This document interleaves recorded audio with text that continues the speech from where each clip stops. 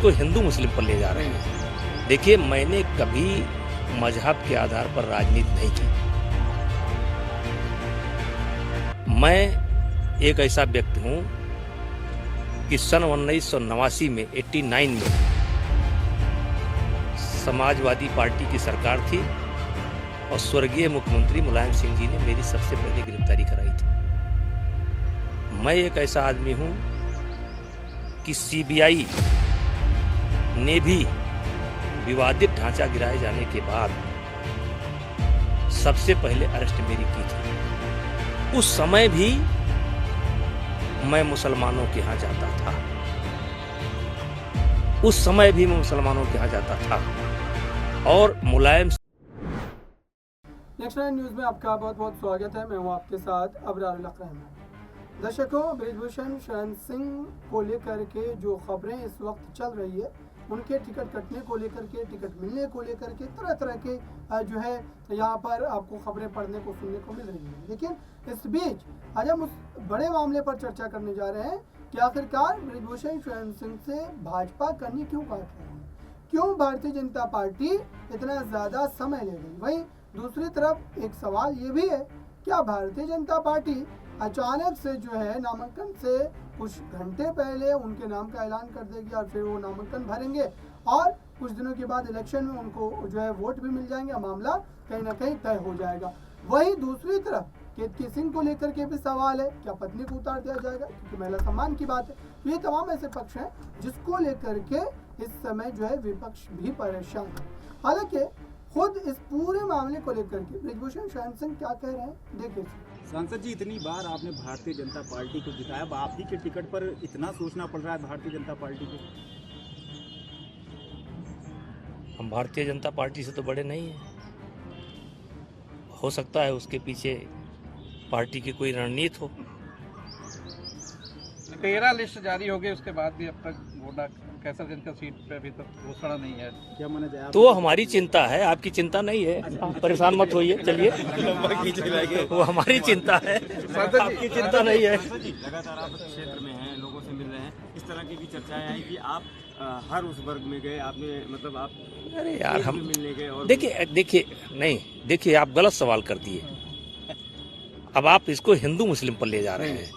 देखिए, मैंने कभी मजहब के तो आपने देखा दर्शकों, आगे बढ़ते हैं और समझते हैं मेरे साथ राजेश पूरे मामले पर बात करने के लिए कि आखिरकार जो है इस सीट को लेकर के क्या वाकई बृजभूषण शरण सिंह का नाम कटने वाला है या भाजपा जानबूझ करके एक हाइप बनाने की कोशिश कर रही है। जी देखिए, शतरंज का खेल और बीजेपी की रणनीति हर किसी के समझ में जल्दी नहीं आती और कहीं ना कहीं बृजभूषण सिंह ने आज जिस तरीके से बयान दिया कि अगर उनको टिकट में देरी जो है देने में हो रही है तो इसके पीछे भी एक बड़ी रणनीति हो सकती है। लेकिन बहरहाल जो सीधा एक चीज जो है नजर आ रहा है हमारे सामने कि अभी इसी महीने के आखिरी दिनों में बृजभूषण को लेकर के कोर्ट का फैसला आना है और कोर्ट के फैसले पर निर्भर करेगा कि बीजेपी उन्हें टिकट देगी या फिर नहीं देगी, क्योंकि जिस तरीके से महिला पहलवानों ने उन पर गंभीर आरोप लगाए, अब उसी मामले की सुनवाई जो है वो कहीं ना कहीं कोर्ट में चल रही है और अगर बृजभूषण के खिलाफ में फैसला आता है तो निश्चित रूप से उनकी पत्नी को टिकट दिया जाएगा। हालांकि अगर उनके पक्ष में आता है तो निश्चित रूप से बीजेपी के लिए एक बड़ा मुद्दा हो जाएगा और कहीं ना कहीं जिस तरीके से ढंग से बीजेपी जो है और जो उनका मीडिया काम करता है वो कहीं ना कहीं बीजेपी को कह सकते हैं बृजभूषण शरण सिंह को एक सही साबित करने में जुट जाएंगे। लेकिन अब देखना होगा कि आने वाले समय में कोर्ट का फैसला क्या कुछ कहता हुआ नजर आएगा। बिल्कुल दर्शकों, कोर्ट के फैसले पर तो निर्भर करेगा ही, लेकिन दूसरी तरफ एक सवाल ये भी है कि आखिरकार क्या महिला पहलवानों के सम्मान में ये काम कर रही है भाजपा या फिर भाजपा जानबूझ करके लोगों की आंखों में धूल झोंक रही है। क्योंकि अगर बृजभूषण शरण सिंह को टिकट मिला तो विपक्ष इस पूरे मामले को जो है पुरजोर तरीके से उठाएगा और जाहिर सी बात है कि इसका नुकसान उत्तर प्रदेश में भाजपा को उठाना पड़ेगा। तो क्या ये एक बड़ा फैक्टर है? जी बिल्कुल, देखिए आपने जिस तरीके से बात की कि महिला सम्मान में, तो मुझे नहीं लगता कि महिला सम्मान को देखते हुए ये फैसले किए जा रहे हैं। अगर बात महिला सम्मान की होती तो शायद उसी वक्त ये मामले जो है इतना ज्यादा नहीं बढ़ता, उसी वक्त जो है बीजेपी से उनको निष्कासित कर दिया गया होता या तमाम तरह की कार्रवाई होती। लेकिन फिलहाल अभी ये मामला जो है कोर्ट में चल रहा है। हालांकि मैं वो असली जो चीज है उसको बताना चाहूंगा कि अभी आपको समझना होगा कि 5वें चरण में हरियाणा में चुनाव है और हरियाणा की 10 लोकसभा सीटें हैं जहां से बीजेपी ने जीत दर्ज की थी और हालांकि और छठे चरण में जो है वो कैसरगंज में चुनाव है। तो ऐसे में बीजेपी अगर ब्रिजभूषण शरण सिंह को मौका देती है तो सबसे ज्यादा नुकसान हरियाणा के इन 10 सीटों पर हो सकता है, क्योंकि जो पहलवान जिन्होंने प्रदर्शन किया था वहां से सबसे ज्यादा जो लोग पहलवानों के साथ जुटे थे वो कहीं ना कहीं हरियाणा से ही थे। तो ऐसे में बीजेपी किसी भी तरीके से कोई भी रिस्क नहीं लेना चाहती और इसमें कोई भी महिला सम्मान वाली बात नहीं है। सिर्फ और सिर्फ ये राजनीति को देखते हुए फैसले लिए जाते हैं और निश्चित रूप से आने वाले समय में देखना होगा कि क्या कुछ बीजेपी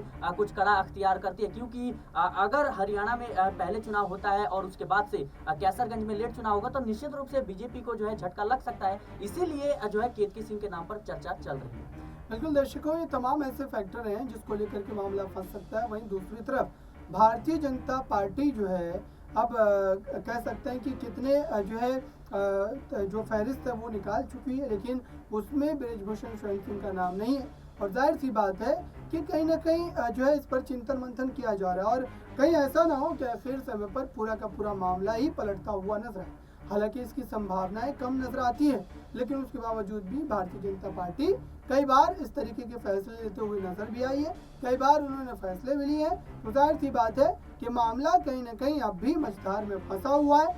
अब ब्रिजभूषण शरण सिंह को लेकर के जो लोगों की राय है या फिर ब्रिजभूषण शरण सिंह जो कह रहे हैं हिंदू मुस्लिम को लेकर के, वो भी बात आपको सुनाते हैं। आइए सुनिए आपके आखिरकार उन्होंने मीडिया कर्मियों से बात करते हुए कई सारे मुद्दों पर खुल करके बात रखी है। देखिए अब आप इसको हिंदू मुस्लिम पर ले जा रहे हैं। देखिए, मैंने कभी मजहब के आधार पर राजनीति नहीं की।